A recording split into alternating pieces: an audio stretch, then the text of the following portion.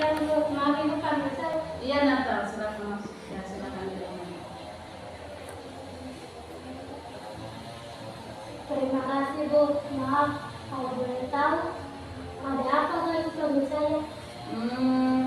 Tidak apa-apa Natal. Natal tidak buat kesalahan. Ini Natal, tadi waktu Ibu periksa Natal punya catatan tugas IPA. Ibu lihat Natal catat pelajaran IPA di buku bahasa Indonesia. Kalau boleh tahu, itu kenapa Natal? Iya Ibu. Kalau boleh tahu, Ibu kalau boleh tahu alasannya Natal tulis di buku bahasa Indonesia itu kenapa? Iya Bu, Natal dicatat di IPA di buku bahasa Indonesia karena Natal salah mengambil buku. Kenapa Natal bisa salah mengambil buku? Maaf Bu, semalam Natal sudah terlambat karena nonton TV. Terlalu larut jadi bangun terlambat dan buru-buru mengambil buku. Ternyata salah Bu. Oh begitu. Kalau menurut Natal bangun terlambat dan terburu-buru ke sekolah itu bagus atau tidak? Tidak Bu. Kalau begitu keyakinan kelas apa yang Natal langgar di sini? Kedisiplinan Bu. Oke, tidak apa-apa Natal, bukan cuma Natal saja yang pernah melakukan kesalahan ini ya. Banyak teman-teman juga mungkin pernah melakukan kesalahan ini. Yang penting Natal sudah menyadari apa kesalahan Natal dan bisa belajar dari pengalamannya. Nah, jadi apa yang akan Natal lakukan berikutnya? Saya akan tidur lebih cepat. Kalau misalkan masih bangun terlambat bagaimana? Saya akan tolong mama atau papa untuk kasih saya lebih cepat supaya saya tidak terlambat terlalu. Kalau begitu, oke. Terima kasih Natal. Mudah-mudahan ini jadi pembelajaran buat Natal ya. Semangat Natal. Kalian tahu tidak kenapa Ibu panggil? Cuma mungkin karena tadi saya marah-marah ke Lexi. Iya Melan, tadi Ibu dapat laporan dari Melan punya teman di kelas, katanya Melan marah-marah. Kalau Ibu boleh tahu Melan marah-marah kenapa?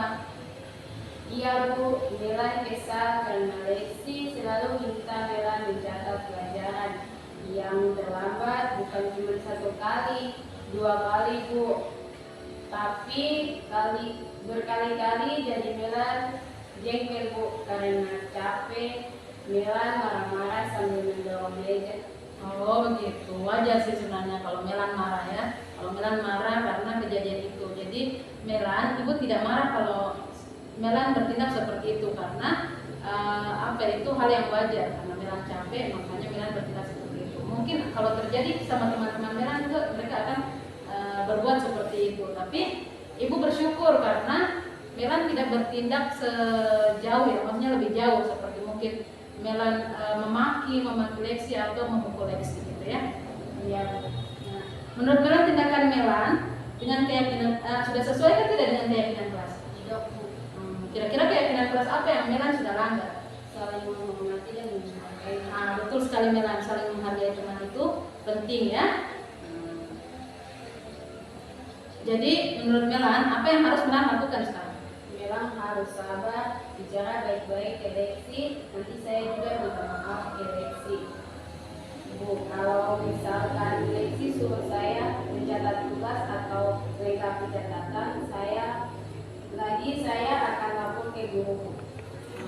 Ya oke, bagus Melan. Nanti Ibu juga akan bantu bicara ke Lexi ya, jangan sampai seperti itu lagi. Oke, kalau begitu Melan boleh kembali ke kelas.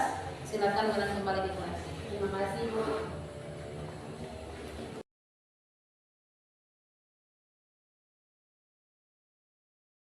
Terima kasih Ibu karena sudah ajak saya berdiskusi.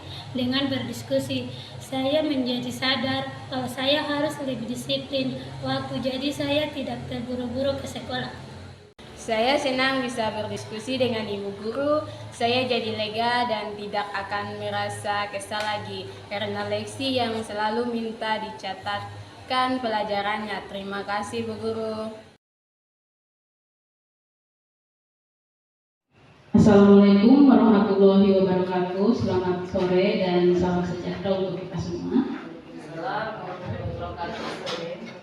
Sebagai umat beragama, patutlah kita mengucap syukur kepada Tuhan Yang Maha Esa karena berkat dan limpahan rahmat serta penyertaannya kita dapat bertemu di sore hari ini. pada kegiatan saya Tuti Susilowati bersama rekan saya Bapak Martinus terkait tugas aksi nyata kami sebagai CGP Angkatan 11 SMP Negeri 1 Kayus, yaitu desiminasi atau penyebaran budaya positif. Saya dan Bapak Martinus mengucapkan banyak terima kasih atas kehadiran Bapak Ibu guru hebat di sore hari ini. Untuk mengefisienkan waktu, saya akan membacakan agenda atau susunan acara pada sore hari ini. Yang pertama pembukaan yang sudah kita lalui bersama. Yang kedua yaitu doa. Yang ketiga pemaparan materi dari saya dan Bapak Martinus. Yang kelima penutup atau doa. Oke, kita beranjak ke acara yang kedua yaitu doa. Saya mohon kesediaannya Ibu Francisca untuk memimpin doa. Kepada Ibu Francisca saya persilakan.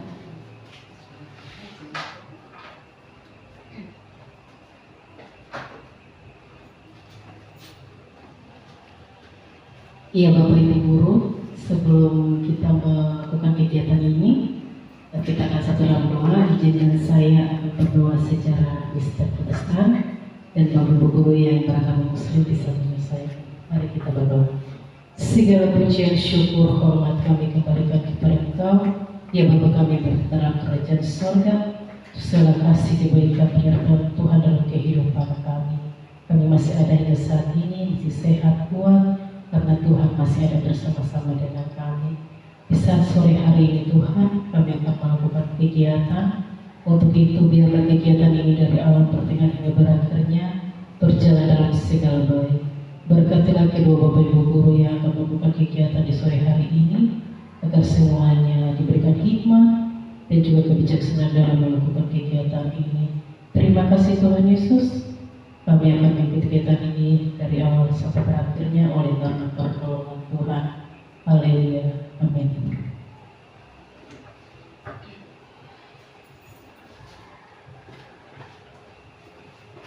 Oke, terima kasih kepada Ibu Francisca karena sudah memimpin kita dalam doa. Dan acara atau agenda berikut yaitu pemaparan materi. Mungkin terlebih dulu saya akan memaparkan materi desiminasi budaya positif. Pak Martinus. Oke Bapak Ibu, jadi budaya positif ini terdiri dari 8 konsep inti. 8 konsep inti budaya positif. Yang pertama yaitu perubahan paradigma belajar, yang kedua disiplin positif, ketiga nilai-nilai kebajikan, keempat kebutuhan dasar manusia, yang kelima motivasi perilaku manusia, keenam posisi kontrol guru, ketujuh keyakinan kelas, dan yang terakhir yaitu segitiga restitusi.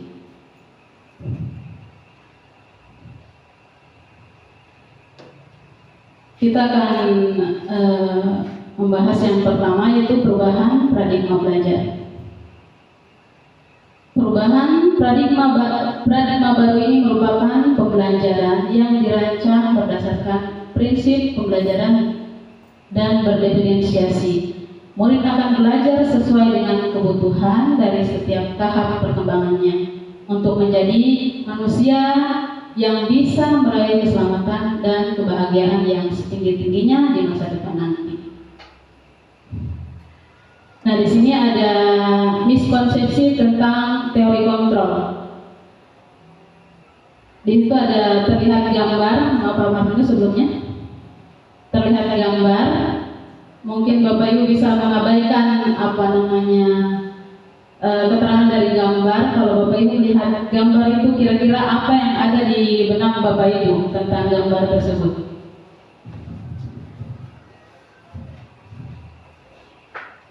Bapak Ibu? Oke, jadi dari gambar tersebut, gambar yang di depan yaitu manusia yang di depan, itu seperti diilustrasikan anak-anak ya, diilustrasikan sebagai anak-anak, dan yang di belakang itu orang dewasa. Jadi di situ terlihat ilustrasi guru mengontrol murid. Ilustrasi bahwa semua penguatan positif, efektif, dan bermanfaat. Ilustrasi bahwa kritik dan membuat rasa bersalah mampu menguatkan karakter. Ilustrasi bahwa orang dewasa berhak memaksa. Nah, jadi paradigma yang mungkin selama ini kita lakukan itu seperti ini. Jadi siswa itu kita sebagai guru atau sebagai orang tua berhak mengontrol siswa. Jadi kita berhak untuk mengarahkan siswa bagaimana siswa harus siswa itu harus menjadi seperti apa sesuai kita punya kemauan, atau mungkin orang tua juga berpikir anak saya harus menjadi dokter misalkan, padahal seharusnya tidak seperti itu ya Bapak Ibu. Oke, slide berikut Pak Martinus. Masih perubahan paradigma belajar. Di sini terlihat mengubah paradigma stimulasi respon ke pendekatan posisi kontra. Ada dua kolom, yaitu stimulasi respon dan teori kontrol. Kita mencoba mengubah orang agar berpandangan sama seperti kita. Nah, harusnya kita menggunakan teori kontrol. Kita berusaha memahami pandangan orang lain tentang dunia. Jadi di sini Bapak Ibu, kita tidak bisa memaksakan orang lain untuk punya prinsip atau punya pandangan terhadap sesuatu sama dengan kita. Jadi kita harus, bukan berarti kita juga harus mengikuti pandangan orang tersebut, akan tetapi kita harus berusaha memahami. Ya seperti itu Bapak Ibu. Yang kedua, perilaku buruk dilihat sebagai suatu kesalahan. Teori kontrolnya adalah semua perilaku memiliki tujuan. Nah, biasanya kita sebagai orang tua atau ibu guru, bapak guru, setiap misalkan melihat anak melakukan kesalahan, kita langsung mengejar dia itu nakal, ya. Mungkin memang perilakunya seperti itu. Padahal setiap anak, bahkan mungkin orang dewasa juga, kalau mereka melakukan sesuatu pasti ada alasannya ya Bapak Ibu. Tidak serta-merta dia melakukan itu karena mungkin dia nakal. Dia mungkin kebutuhan dasarnya sebagai manusia belum terpenuhi sehingga dia melakukan satu kesalahan. Nah, itu tugas sebagai kita orang tua atau guru, mencari tahu kenapa si anak ini melakukan satu kesalahan. Dan yang terakhir yaitu orang lain bisa mengontrol saya. Ya, orang lain bisa mengontrol saya. Dan teori kontrolnya adalah hanya Anda yang bisa mengontrol diri Anda. Jangan kita membiarkan orang lain mengontrol kita. Ya, jangan kita selalu mengikut keinginan orang lain gitu. Kalau misalkan kita punya keyakinan yang kita yakini benar, ya kita harus mengikuti naluri kita seperti itu. Slide berikut, disiplin positif.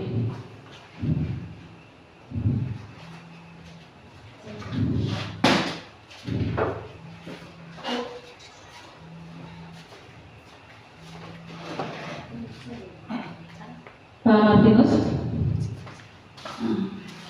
Berdasarkan pendapat beberapa ahli disiplin, dapat disimpulkan bahwa kedisiplinan adalah perilaku yang tercipta dan terbentuk melalui serangkaian proses latihan yang dikembangkan menjadi serangkaian perilaku yang menunjukkan nilai ketaatan, kepatuhan, kesetiaan, ketertiban yang dilakukan tanpa adanya paksaan dari pihak lain, melainkan dilakukan atas kesadaran diri dan hati. Disiplin positif merupakan salah satu penerapan disiplin yang bertujuan untuk menumbuhkan kesadaran peserta didik dan tentunya kita sebagai pengajar, sehingga fokus pada memotivasi refleksi terhadap kesalahan yang dilakukan serta mampu menghargai antar warga sekolah maupun lingkungan masyarakat nantinya. Nah, jadi Pak Martinus sebelumnya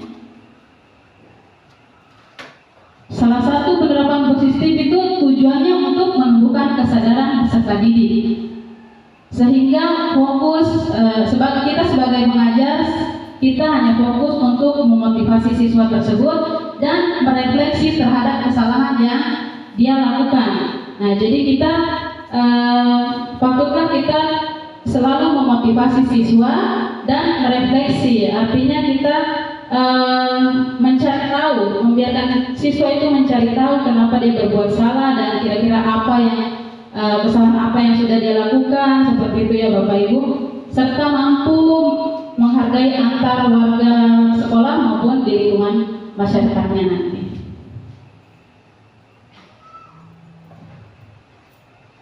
Nah, disiplin posisi sebagai pendidik, tugas kita tentunya adalah menciptakan peserta didik yang memiliki disiplin sehingga perilaku mereka mengacu pada nilai-nilai kebajikan yang universal. Nilai-nilai universal maksudnya ini nilai-nilai yang luas serta memiliki motivasi dalam perubahan perilaku ke arah yang lebih baik sesuai profil pelajar Pancasila yang tertera di layar. Ada 6 nilai kebajikan sesuai dengan profil pelajar Pancasila, yaitu beriman dan bertakwa kepada Tuhan Yang Maha Esa, Pak Kapus, gotong royong, yang selanjutnya. Oke, selanjutnya lagi. Nilai-nilai kebajikan yang, nilai-nilai yang mungkin bukan saya yang merasa saja, tapi kita semua merasa kalau nilai-nilai kebajikan yang penting ini, yang penting untuk ditanamkan pada murid adalah nilai-nilai yang tertuang pada profil pelajar Pancasila, yaitu beriman, bertakwa kepada Tuhan Yang Maha Esa, berakhlak mulia, mandiri, bernalar kritis, berkebinekaan global, bergotong royong serta kreatif. Nah, sebab kenapa 6 nilai itu yang harus yang kita anggap penting? Karena nilai-nilai tersebut akan menjadi bekal peserta didik menjalani hidup menjadi manusia atau sebagai anggota masyarakat.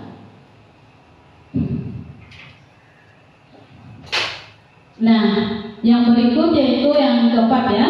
Yang keempat yaitu kebutuhan dasar manusia. Di sini ada 5 kebutuhan dasar manusia. Yang pertama itu bertahan hidup, penguasaan, kebebasan, kesenangan, kasih sayang, dan rasa diterima. Berikut Pak Martinus. Kebutuhan dasar pada manusia merupakan unsur yang dibutuhkan oleh manusia dalam menjaga keseimbangan baik secara fisiologis maupun psikologis. Hal ini tentunya bertujuan untuk mempertahankan kehidupan dan kesehatan. Jadi fisiologis itu sebagai secara fisik, sementara psikologis itu secara perasaan ya, seperti mungkin emosi, sementara fisiologis itu secara fisik, mungkin dari penampilan seperti itu. Oke Pak Martinus. Nah, di sini ada satu pertanyaan tematik untuk Bapak Ibu guru yang ada di ruangan ini pada sore hari ini. Kebutuhan dasar apa yang Ibu Bapak guru harus penuhi dalam diri Bapak Ibu guru? Dari 5 kebutuhan dasar manusia yang tadi, mungkin ada Bapak Ibu guru di sini yang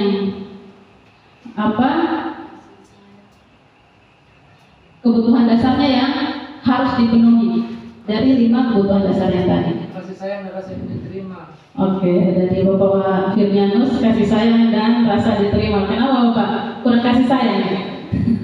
Sepertinya. Dari guru yang lain mungkin masih ada kebutuhan dasar apa? Pendekatan positif. Pendekatan kebutuhan dasar yang tadi dari 5 tadi kebutuhan dasar. Coba Bapak Martinus tolong kasih kembali ke slide sebelumnya. 5 kebutuhan dasar tadi. Nah, kebutuhan dasar bertahan hidup yang pertama penguasaan, kasih sayang dan rasa diterima yang Bapak Firmianus tadi ya. butuhkan ya, kebebasan dan kesenangan Bapak Ibu. Mungkin dari 5 kebutuhan dasar ini yang Bapak Ibu harus penuhi, merasa ingin terpenuhi atau dipenuhi kebutuhan dasarnya dari 5 ini. Selain Bapak Firmanus yang memiliki kebutuhan dasar, kasih sayang dan rasa yang diterima. Mungkin karena Bapak Firmanus ini kurang kasih sayang, jadi dia kebutuhan dasarnya ingin disayangi dan ingin diterima seperti itu.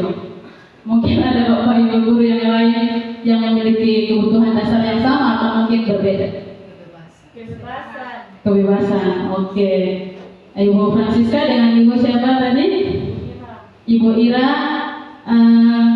Dia memiliki kebutuhan dasar kebebasan. Kalau begitu mari kita lihat apa itu kasih sayang dan kebebasan. Atau ada mungkin Pak Guru lagi satu yang memiliki kebutuhan dasar yang lain selain Ibu 2 Ibu Guru dan 1 Bapak Guru, kebutuhan dasarnya tadi? Kesenangan. Oke, mari kita lihat apa itu bertahan hidup, kasih sayang, kebebasan, penguasaan, kesenangan. Nah, 5 kebutuhan dasar manusia. Yang pertama bertahan hidup. Nah, bertahan hidup ini berkaitan dengan makanan, tempat tinggal, keamanan dan kesehatan. Sementara kasih sayang dan rasa diterima, yaitu rasa diterima, dipedulikan, berbagi, kerjasama, menjadikan bagian dari kelompok. Jadi Bapak Firmanus ini dia ingin selalu diakui dan ingin jadi bagian dari, mungkin bagian dari seseorang ya. Adakah sudah ada seseorangnya? Dan yang ketiga penguasaan.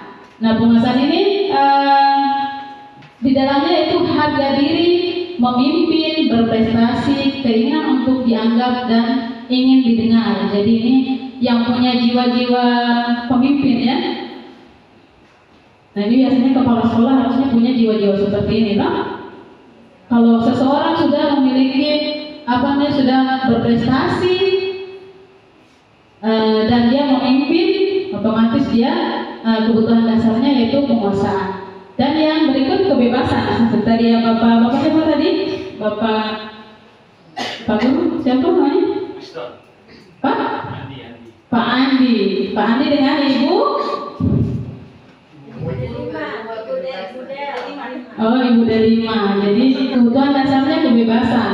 Nah, kebebasan ini berkaitan dengan mandiri, memiliki pilihan. Jadi dia bebas untuk memilih sesuatu yang dia inginkan, mencoba hal baru dan mampu mengendalikan diri. Ini kebutuhan dasar yang cukup hebat juga ya Bapak Ibu. Dan yang terakhir itu kesenangan dari Ibu Ira yang tadi. Terbalik. Jadi Ibu Ira tadi yang kebebasan. Nah, Ibu Ira kebebasan, Ibu Delima dengan Bapak Andi itu kesenangan. Nah, kalau kesenangan ini berkaitan dengan hobi ya, biasanya ada orang yang kalau dia hobi dengan sesuatu, misalkan mungkin untuk laki-laki otomotif, biasanya berapapun harga atau biaya dia akan lakukan, dia akan keluarkan gitu ya, biasanya seperti itu ya. Itu terkait dengan kesenangan. Oke, Bapak Martinus mungkin slide berikut. Nah, yang berikut yaitu motivasi perilaku manusia. Nah, di sini ada 3 motivasi perilaku manusia. Yang pertama itu untuk menghindari ketidaknyamanan atau hukuman. Yang kedua untuk mendapatkan imbalan atau penghargaan dari orang lain. Dan yang ketiga menjadi orang yang mereka inginkan dan menghargai diri sendiri dengan nilai-nilai yang mereka percaya.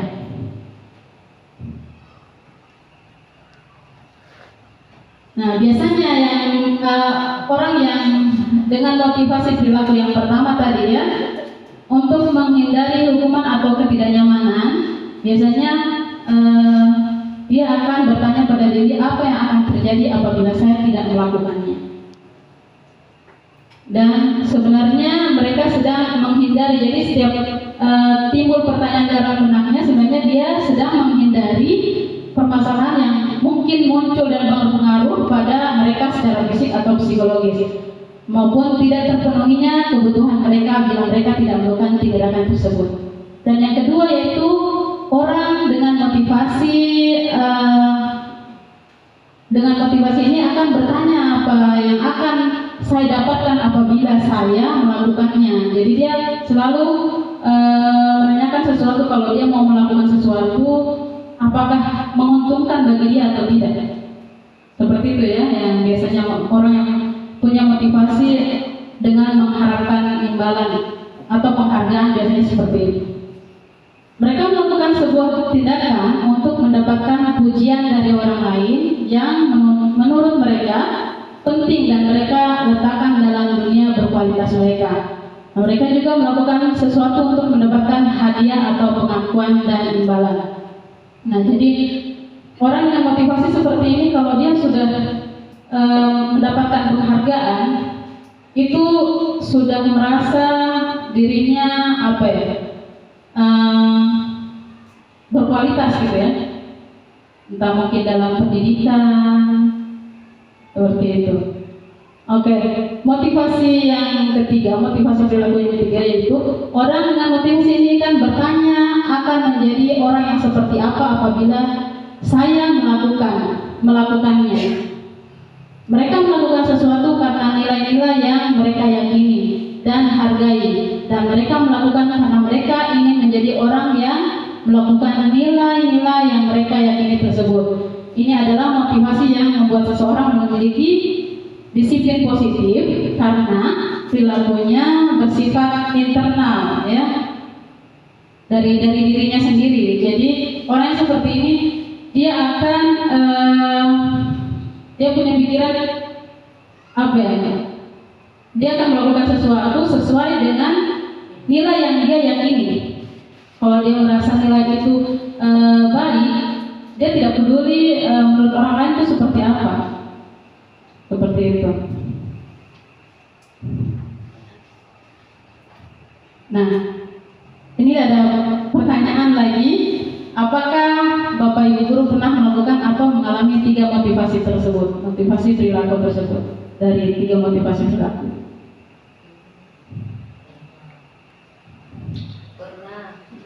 Pernah ya, apalagi sebagai mungkin sebagai guru, atau mungkin pernah mungkin ya, kalau saya pribadi ada sesuatu mungkin atasan bilang seperti ini tapi dia menurut saya itu bertentangan, saya tidak akan lakukan seperti itu. Kalau mungkin Bapak Ibu guru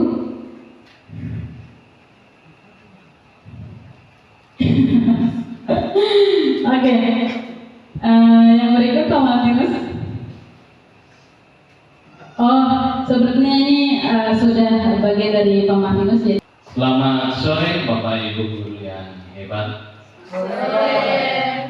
Tadi kita sudah mendengarkan penjelasan yang sangat jelas dari Bu Tuti tentang disiplin positif, nilai-nilai kebajikan, motivasi perilaku dan kebutuhan dasar manusia.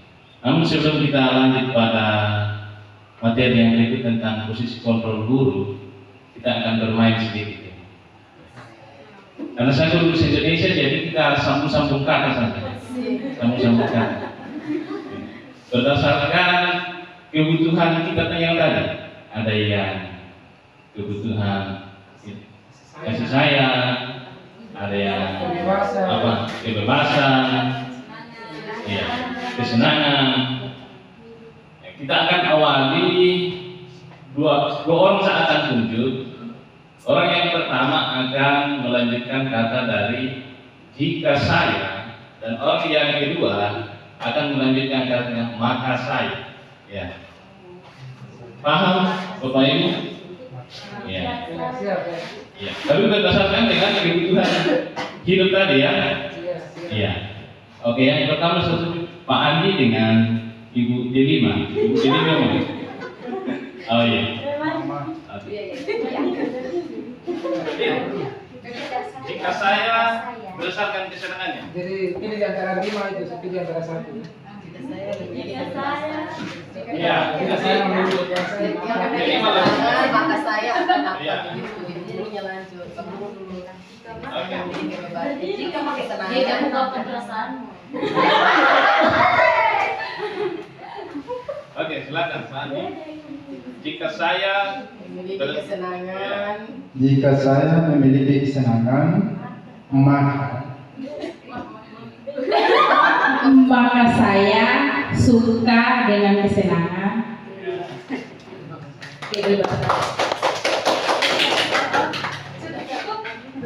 sekali lagi.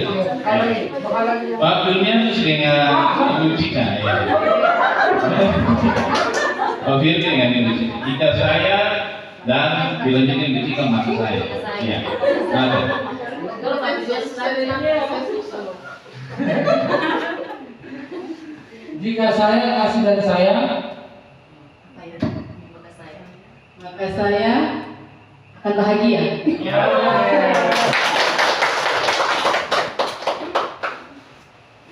Ya, terima kasih untuk Bapak Guru yang hebat. Sekarang kita akan melanjutkan pada materi yang berikut tentang posisi kontrol guru. Di dalam posisi kontrol guru ada 5. Yang pertama ialah penghukum, yang kedua ialah pembuat merasa bersalah, yang ketiga ialah sebagai teman, keempat sebagai pemantau, dan yang kelima ialah manajer. Ya, dari kegiatan ini atau perilaku ini, karena kita sebagai guru pernah sudah melakukan, ya, melakukan dari kegiatan ini atau perilaku ini. Yang pertama ialah menghukum. Seorang menghukum bisa menggunakan hukuman fisik maupun verbal. Guru yang menjalankan posisi kontrol sebagai penghukum senantiasa percaya hanya ada satu cara agar pembelajaran bisa berhasil, yaitu cara dia. Contohnya, kalimat yang biasa digunakan dalam posisi kontrol sebagai penghukum ialah patuhi aturan saya atau awas. Terkadang kita sebagai guru, kita berbicara kepada murid, kalau kau tidak melakukan ini, awas ya. Itu sebagai penghukum. Kemudian ada kata yang lain, kalimat yang lain adalah kamu selalu saja salah. Kemudian yang berikut pasti selalu yang terakhir selesai. Jadi ini setelah saya mengikuti kegiatan guru penggerak, terkadang saya kembali merefleksikan diri bahwa saya selalu menggunakan kata ini bagi anak didik saya, sehingga di dalam pendidikan guru penggerak saya mendapatkan bahwa ini adalah hal yang salah yang saya sudah lakukan selama ini. Ya, jadi lanjut. Kemudian ada pembuat merasa bersalah. Ya, ciri khas pembuat merasa bersalah adalah nada suara memelas, halus, sedih, bahasa tubuh, merapat pada anak, lesu. Misalnya, contoh kalimat yang digunakan, nah, kamu ini bagaimana ya? Kamu sudah berjanji dengan Bapak, tidak akan terlambat lagi. Kamu kenapa ya senang sekali mengecewakan Bapak? Bapak benar-benar kecewa sekali. Ya. Dari kalimat yang kita ucapkan seperti ini, terkadang kita membuat siswa itu merasa bersalah. Ya. Jadi dia merasakan kesalahan yang ia buat, dan respon dari dia terkadang dia langsung diam. Ya, langsung diam. Dan setelah saya mempelajari di pendidikan guru penggerak, kegiatan seperti ini juga terkadang saya lakukan, dan saya konfirmasi salah juga ya. Iya, karena hasilnya tidak ada. Ya, hasilnya malah membuat siswa tidak semangat. Ya. Kemudian yang ketiga ialah kita sebagai teman. Guru pada posisi ini tidak akan menyakiti murid, namun akan tetap berupaya mengontrol murid melalui persuasi. Hubungan baik yang terjalin antara guru dan murid. Guru di posisi teman menggunakan hubungan baik dan humor untuk mempengaruhi seseorang. Ya, contoh kalimat yang digunakan dalam posisi kontrol ini ialah, ayolah, mohon kerjasamanya. Kalau ini tidak diselesaikan, ibu akan ditegur kepala sekolah. Ya. Terkadang kita di sekolah kita di SMP ini kalau kita melakukan kegiatan bersih-bersih, ya terlebih kalau hari Jumat, ya ini posisi kontrol ini biasa kita gunakan kita sebagai teman bagi mereka. Dan bagi saya ini juga sangat baik. Kita menganggap siswa ini sebagai teman sehingga mereka boleh menjalin hubungan dengan yang baik dengan kita. Lanjut. Nah, kita sebagai pemantau. Memantau berarti mengawasi. Pada saat kita mengawasi, kita bertanggung jawab atas perilaku orang-orang yang kita awasi. Posisi pemantau berdasarkan pada peraturan dan konsekuensi. Dengan menggunakan sanksi atau konsekuensi, kita dapat memisahkan hubungan pribadi kita dengan murid sebagai seseorang yang menjalankan posisi pemantau.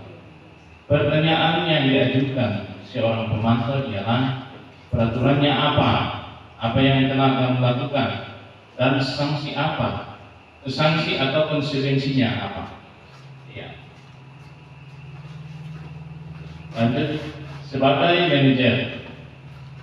Manajer adalah posisi di mana guru berbuat sesuatu bersama dengan murid, mempersilahkan murid mempertanggungjawabkan perilakunya, mendukung murid agar dapat menemukan solusi atas permasalahannya sendiri.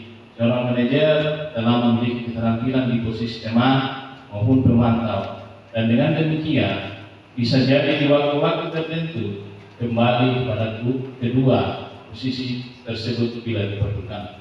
Contoh kalimat yang digunakan ialah apa yang kita yakini, kita kembali ke keyakinan kelas. Apa kamu meyakininya? Jika kamu meyakininya, apakah kamu bersedia memperbaikinya? Jika kamu memperbaiki ini, hal ini menunjukkan apa tentang dirimu? Apa rencana kamu untuk memperbaiki hal ini? Dari 5 posisi kontrol guru, ada yang terakhir ini ialah manajer. Ya, dan bagi saya, posisi kontrol ini adalah posisi kontrol yang sangat tepat untuk kita gunakan di dalam menghadapi siswa kita. Ya. Saya berikan contoh pada anak wali saya yang kelas 7, dia sering terlambat. Jadi saya mengambil posisi kontrol sebagai manajer, mencoba memanggil dia dan menanyakan dia permasalahan-permasalahan yang dia alami, mengapa dia sering terlambat. Dan ternyata setiap malam itu dia pergi ke puskesmas untuk wifi sehingga dia lambat bangun. Nah, sampai ke sekolah terlambat. Nah, kebetulan 1 minggu yang lalu Ibu Kalilago selaku guru BK di sini sempat memanggil dia dan saya ikuti, dan ternyata benar bahwa anak wali saya ini sering begadang main wifi. Ya, nanti kita lihat di segitiga restitusi, kita akan terapkan posisi kita sebagai ini. Ya. Ingat, perlu disadari tujuan akhir dari 5 posisi kontrol seorang guru adalah pencapaian posisi manajer, di mana posisi inilah murid dapat menjadi pribadi yang mandiri, merdeka, dan bertanggung jawab atas segala perilaku dan sikapnya, yang pada akhirnya dapat menciptakan lingkungan yang positif, nyaman, dan aman. Kemudian yang ke-6 ialah keyakinan kelas. Keyakinan kelas bersifat lebih abstrak. Keyakinan kelas berupa pernyataan yang universal. Keyakinan kelas senantiasa dibuat dalam bentuk positif. Keyakinan kelas hendaknya tidak terlalu banyak, sehingga mudah diingat dan dipahami oleh semua warga kelas. keyakinan kelas sebaiknya sesuatu yang dapat diterapkan di lingkungan tersebut. Semua warga kelas hendaknya ikut berkontribusi dalam pembuatan keyakinan kelas lewat kegiatan curah pendapat. Dan yang terakhir, bersedia meninjau kembali keyakinan kelas dari waktu ke waktu. Di dalam pembentukan keyakinan kelas ini, kita melibatkan siswa secara langsung, ya. Nah, kita melibatkan siswa secara langsung. Jadi kita sebagai guru memfasilitasi siswa membuat keyakinan kelas yang akan kita terapkan di dalam lingkungan kelas. Oke. Lanjut. Nah, pembentukan keyakinan kelas ada hal yang harus kita perhatikan. Yang kita perhatikan adalah nilai-nilai kebajikan yang diterima secara universal, lepas dari latar belakang budaya, bahasa, suku bangsa maupun agama, berupa hal-hal seperti keadilan, kehormatan, peduli, integritas, kejujuran, pelayanan, keamanan, kesabaran, tanggung jawab, mandiri, berprinsip, keselamatan, kesehatan, dan lain-lain. Ya. Ada nilai-nilai kebajikan yang harus kita tuangkan di dalam pembentukan keyakinan kelas. Terlebih ada keselamatan. Nah, supaya anak-anak kita ini lebih tertib. Ya, lanjut. Nah, pertanyaan pemantik. Apakah Bapak Ibu guru pernah melakukan pembuatan keyakinan kelas atau peraturan kelas di sekolah? Kemudian yang kedua ialah, menurut Bapak Ibu, adakah perbedaan antara keyakinan kelas dan peraturan kelas? Ya, mungkin Bapak Ibu yang bisa memberikan jawaban tentang pertanyaan pemantik ini. Ya. Oke, terima kasih yang sudah diberikan. Saya coba menjawab pertanyaan yang ada. Kalau ditanya apakah saya pernah melakukan keyakinan kelas atau peraturan kelas, dua-duanya saya pernah melakukan hal tersebut. Terus kalau ditanya lagi apakah ada perbedaan antara keyakinan kelas dan peraturan kelas, menurut saya jelas ada perbedaan. Nah, keyakinan kelas menggunakan kalimat lebih positif atau orang kata kasar lebih simpel gitu. Kalau peraturan kelas dia menggunakan kata-kata yang lebih negatif, kayak seperti jangan, harus, kayak gitu. Nah, itu yang menurut saya. Terima kasih.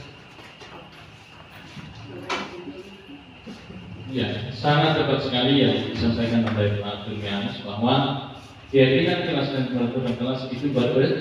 Di dalam pembuatan keyakinan kelas kita menggunakan kalimat-kalimat atau kata yang negatif, positif, dan peraturan kelas ialah ada yang negatif. Contoh seperti kata jangan. Ya. Oke, ini adalah contoh dari keyakinan kelas. Bekerja sama menjaga kebersihan kelas. Yang kedua, saling peduli, menghargai, dan membantu satu sama lain. Kemudian yang ketiga ialah tepat waktu dan aktif di kelas, mengerjakan tugas tepat waktu, dan menjaga dan meletakkan barang sesuai pada tempatnya. Ya. Kalau bisa kita di dalam pembuatan keyakinan kelas ini kita bisa sertakan dengan gambar supaya anak-anak lebih tertarik dan dapat mudah diingat juga. Ya, lanjut. Contoh peraturan kelas: dilarang memainkan handphone di dalam kelas. Harus saling menghormati sesama teman dan guru. Semua siswa wajib menjaga kebersihan dan keamanan kelas.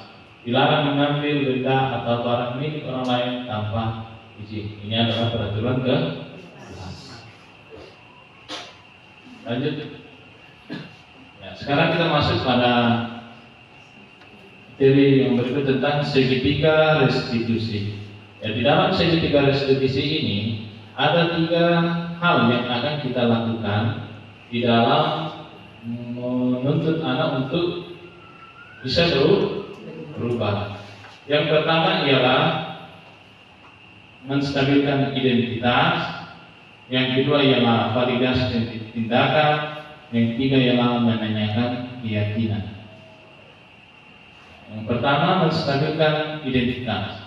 Langkah pertama yang dilakukan pada segitiga restitusi, yakni pada bagian dasar segitiga, adalah menstabilkan identitas. Jika anak berbuat salah, maka ada kebutuhan dasar mereka yang tidak terpenuhi.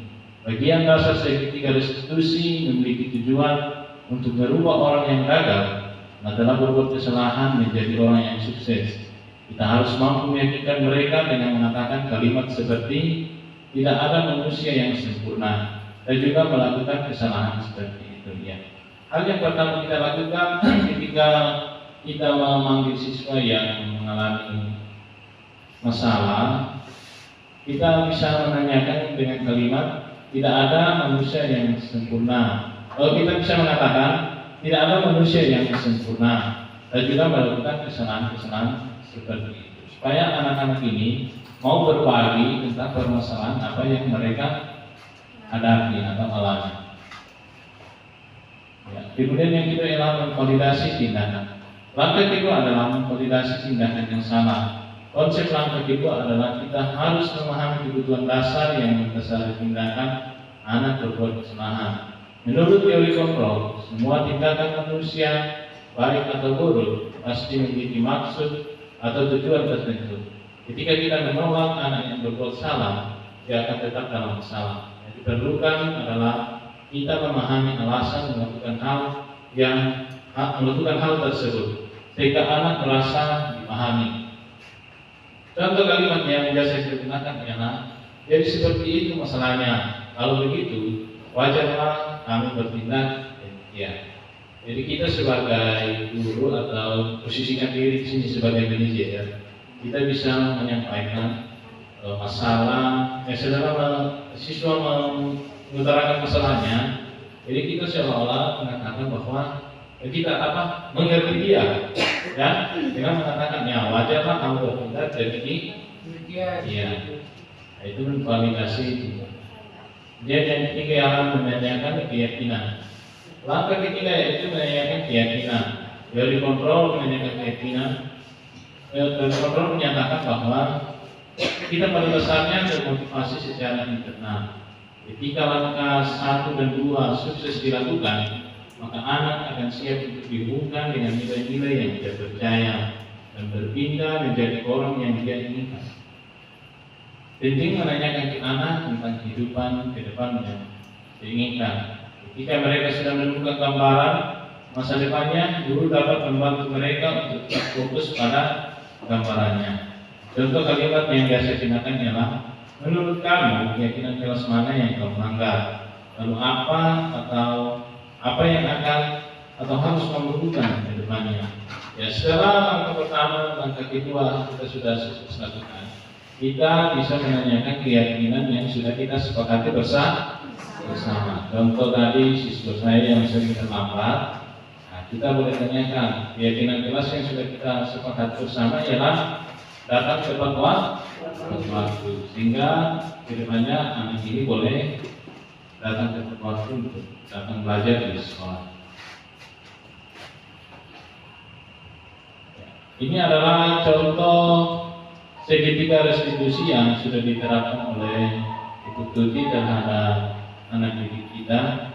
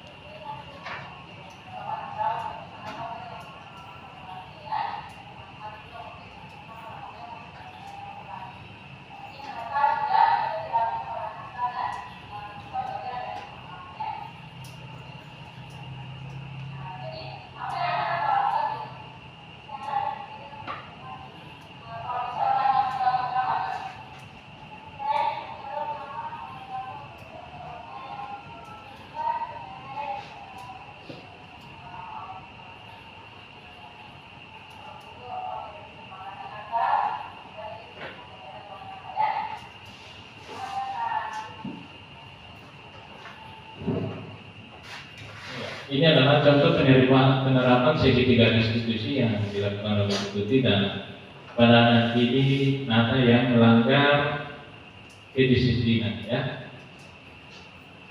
Ya, mungkin ada tambahan dari Deputi tentang materi yang saya sudah sampaikan.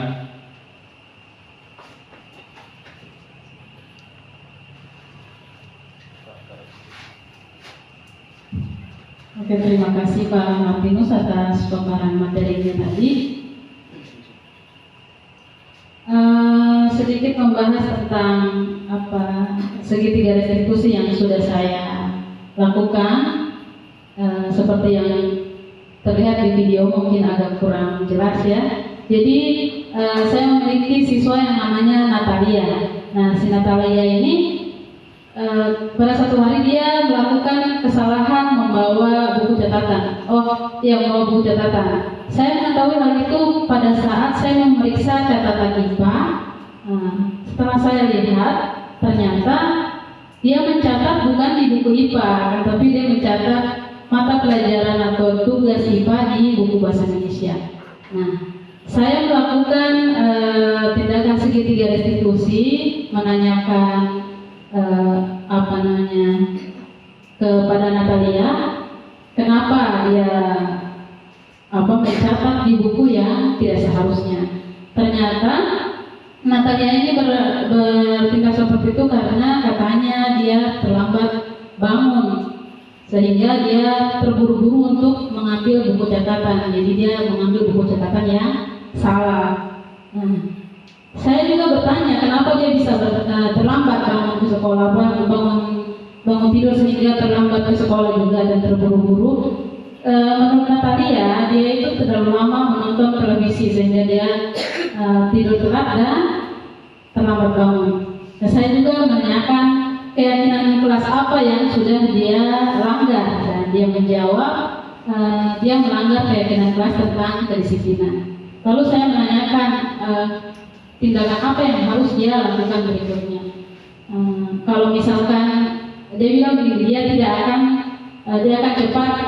lebih cepat tidur supaya dia tidak terlambat bangun. Lalu saya menanyakan lagi, seandainya kalau kamu masih terlambat, solusinya seperti apa?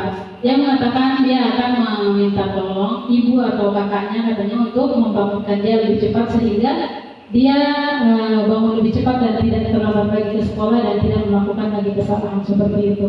Yang terkait video yang tadi saya tampilkan, saya dan Pak Martinus sudah tampilkan. Mungkin demikian tadi materi yang saya dan Pak Martinus paparkan.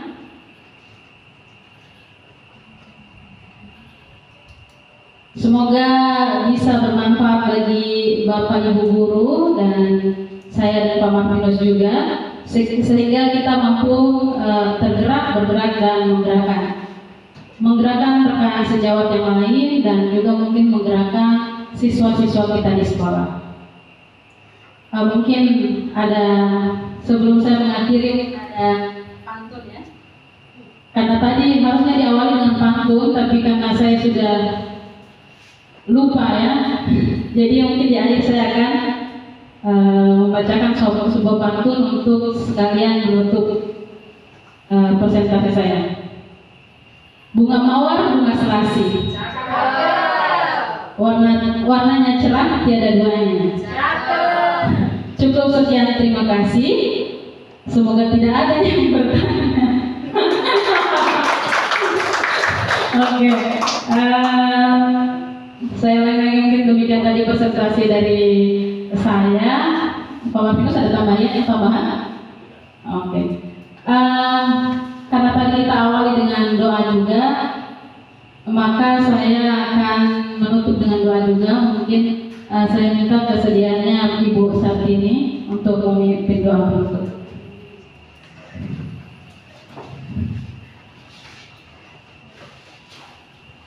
Baik, terima kasih banyak atas waktu yang diberikan kepada saya untuk mengakhiri kegiatan persentase guru penggerak pada siang hari ini. Maka kita sama-sama menutup dengan doa, dan dalam hal ini saya menutup doa dengan kesudian keyakinan saya Muslim. Bismillahirrahmanirrahim. Astagfirullahaladzim, astagfirullahaladzim, astagfirullahaladzim. Alhamdulillahirabbil alamin, arrahmanirrahim, maliki yaumiddin, iyyaka na'budu wa iyyaka nasta'in. Ihdinas siratal mustaqim, siratal ladzina an'amta 'alaihim ghairil maghdubi 'alaihim waladdallin. Amin ya rabbal alamin. Terima kasih banyak. Terima kasih Bu Sartini. Dengan berakhirnya doa tadi, maka berakhir pula agenda atau acara pada sore hari ini. Saya dengan Bapak Martinus mengucapkan banyak-banyak terima kasih atas partisipasinya dari Bapak Ibu guru hebat. Terima kasih. Assalamualaikum warahmatullahi wabarakatuh. Ya, terima kasih untuk kesempatan yang diberikan kepada saya. Nama saya Francisca Forno, saya dari SMP Negeri 1 Kais. Dan setelah tadi saya mengikuti materi atau presentasi yang dilakukan oleh kedua CGP, yaitu Ibu Tuti Susilowati dan Pak Martinus Payungan, ternyata dari materi tentang budaya positif ini sangat bagus sekali, dan bagi kami sebagai guru yang belum pernah mengikuti CGP sangat termotivasi untuk mengikuti di CGP selanjutnya, karena apa yang belum pernah didapatkan di sekolah atau apa yang belum pernah kami pelajari selama ini saat mengikuti CGP, ternyata kita lebih banyak mengetahui kita harus melakukan hal-hal yang belum pernah kita lakukan. Misalnya salah satu contoh adalah teori tentang kontrol sebagai guru di sekolah kepada siswa. Ada beberapa hal yang sering kita lakukan di sekolah yang menurut kita itu wajar kita lakukan, tetapi ternyata itu tidak boleh dilakukan karena itu merupakan dalam kontrol penghukum. Contohnya itu penghukum, misalnya kalau kita sudah mengatakan kepada siswa kamu harus melakukan ini, kalau tidak awas, kata itu saja itu sudah termasuk dalam kontrol teori kontrol pendukung. Sekian dari saya dan terima kasih.